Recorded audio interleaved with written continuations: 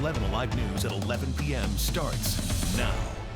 First on 11 Alive, the very latest on former President Carter. As it is announced today, he is entering hospice care. The announcement was made late this afternoon, and even though he is the longest living American president at 98 years of age, it was still stunning news to hear.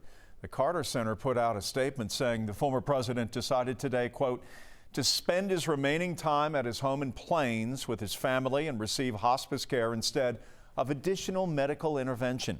It adds that he has the full support of his family and his medical team. The statement ends with Carter's family asking for privacy and that they are grateful for the concern shown by his many admirers. We have team coverage tonight on this developing story. Coming up, Liza Lucas will share more of the reactions surrounding today's announcement. Dawn White caught up with Atlanta Mayor Dickens, but we begin with John Sherrick live in Plains with more on the former president and his connection to this legendary small Georgia community. Plains, of course, is Jimmy Carter's lifelong home. Born here October 1st, 1924, grew up on a farm just down the road, graduated from Plains High School, went off to college, Georgia Tech, and then the U.S. Naval Academy, met Rosalind Smith here. They married here in 1946, and he was 7 years into his naval career, helping found the nuclear navy when in 1953 his father, James Earl Carter Sr., died, and Jimmy Carter made the decision to leave the Navy and come back to Plains to take over the family's peanut warehouse. And wherever he was in the world, wherever he was across this state, or even in Sumter County, he always came back to Plains, and one of his priorities was to teach Sunday school. And he did so regularly since 1981 after he left the presidency. He came to Maranatha Baptist Church to teach Sunday school. Did not stop until 2020. He did not let anything get in the way of his Sunday school lessons. Not recent health challenges, not cancer, not a broken hip. He always came back to Maranatha Baptist Church until the challenges of the COVID pandemic and his age were just too much. But people would come from around the world and across the country to listen.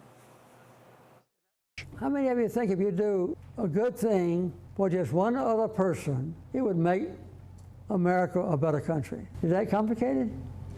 No, it's not difficult.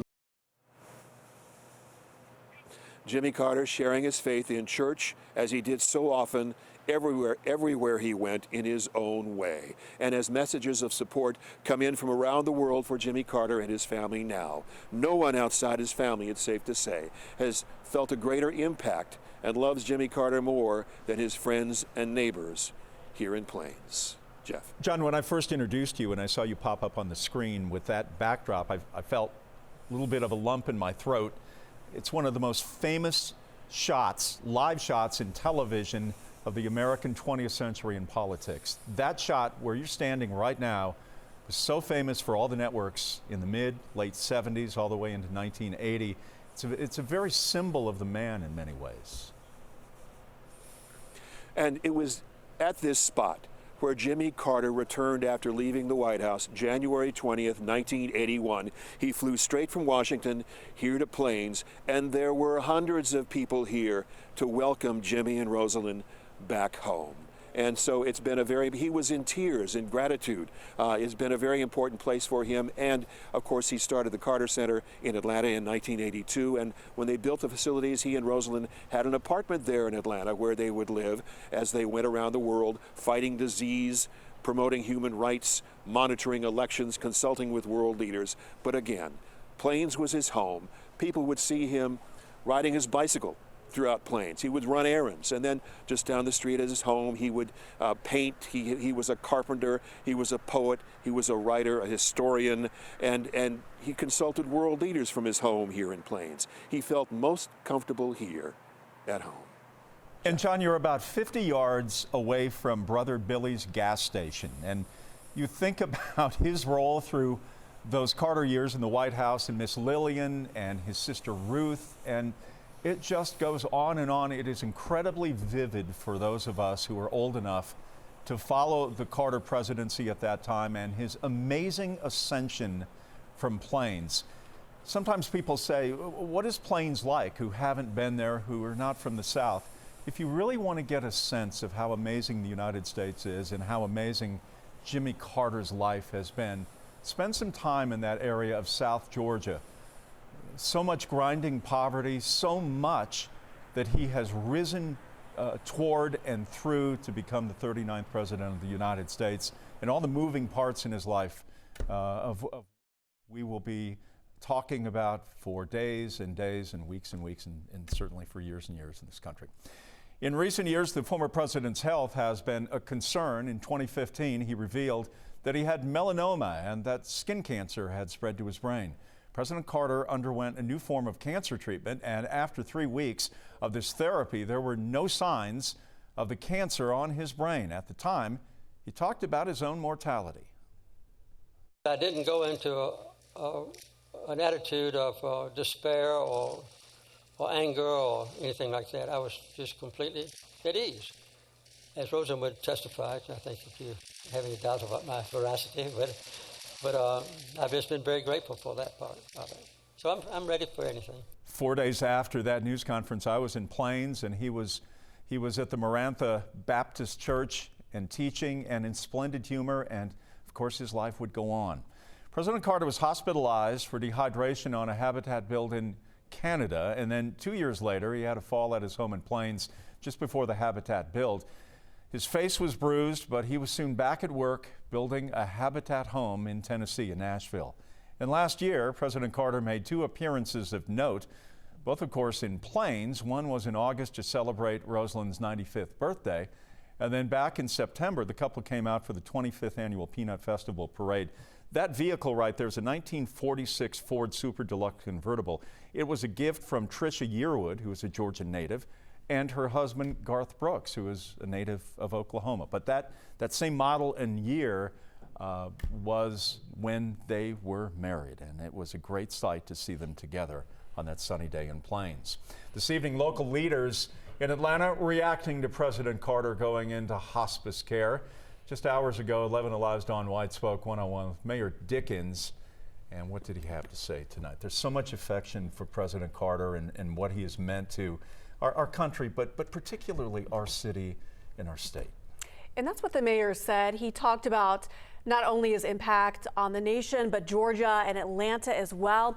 And he thinks the president has an awesome story of success, rising from Plains, Georgia to president of the United States. And tonight, during an event honoring the legacy of another noted Georgian, John Lewis, it's Carter's mission for peace that's shining bright.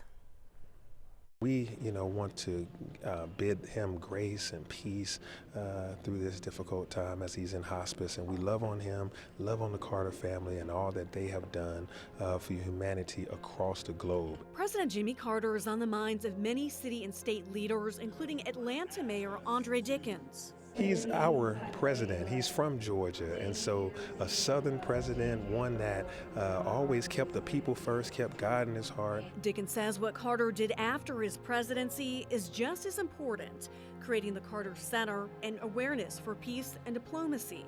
He was president for 4 years, but for 40 years after that, he continued to serve people across the globe. And so what he means to us is humanity is served when you do good work for people. I know him, I met him. He was a very good friend of my brother's. Henry Lewis's brother is a late congressman and civil rights activist John Lewis. He was a wonderful person. I thought a lot of him as a president. Thought a lot of him as a person. He did a lot for the country, even as a president, and even after his presidency. So my family is very saddened to hear of his condition right now. We, as an Atlanta family, as a Georgia family, and a United States family, we are, praying with the Carter family. He is a true native son of Georgia, an American treasure. Carter appointed John Lewis as the head of Action, that's the federal volunteer agency, back in 1977.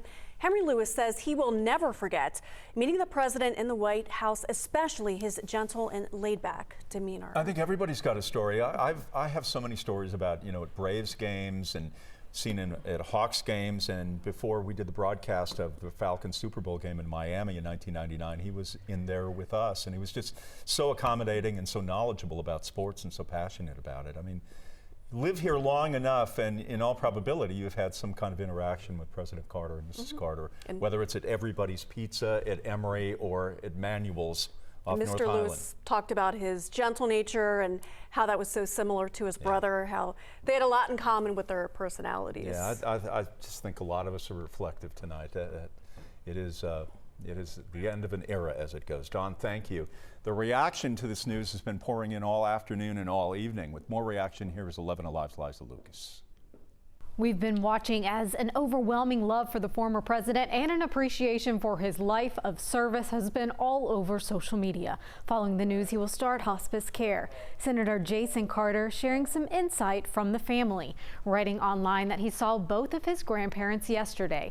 He says, quote, "They are at peace, and as always, their home is full of love." The kind words and wishes continuing across Georgia. Governor Brian Kemp says his family is praying for the former president and First Lady, asking all across the state to do the same. And U.S. Senator Raphael Warnock shared similar sentiments, referencing President Carter's strong faith and giving a nod to the seasons of life. Many of those seasons spent in serving others. The leader of Habitat Humanity sharing a statement writing that all of us are lifting up President and Mrs. Carter in prayer. "This man moves humanity forward every single day," wrote Maria Shriver, one of the countless people joining online to pay tribute and reflect. We understand that President Biden this evening is aware of former President Carter's decision to begin hospice care, and the White House is also in touch with the Carter family. All right, we'll have the very latest details for you as we hear them as they relate to President Carter. For the latest, you can head over to 11alive.com. Andrew has your forecast coming up next.